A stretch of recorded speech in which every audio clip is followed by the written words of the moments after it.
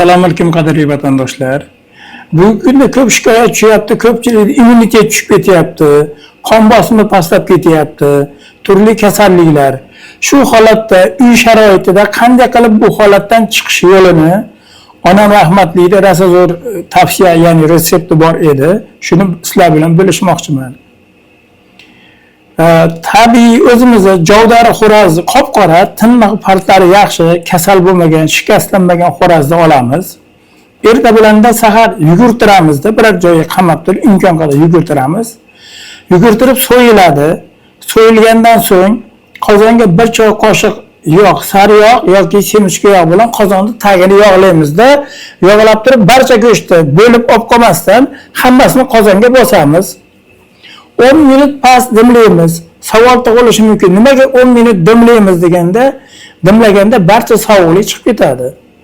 10 minut dimlagandan so'ng 10 minut dimladik. Endi nima qilamiz deb 10 litr suv quyamiz.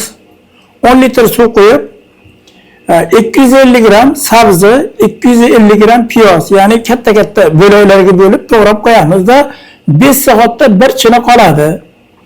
Bir china qoladigan bo'lsa, kasalda holatidan kelib chiqqan holatda iloji bo'lsa agar o'pkada suv bo'lsa, ikkita ko'rpani astarini issiqqa qo'yamizda, qizdirib bittasini tagiga, bittasini yopinadi.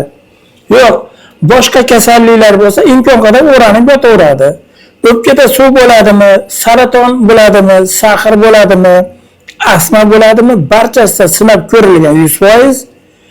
Izohlarda xudo xolasa yotishadi. Uyda eng zo'r immunitet ko'taradigan narsa bu xo'roz sho'rva.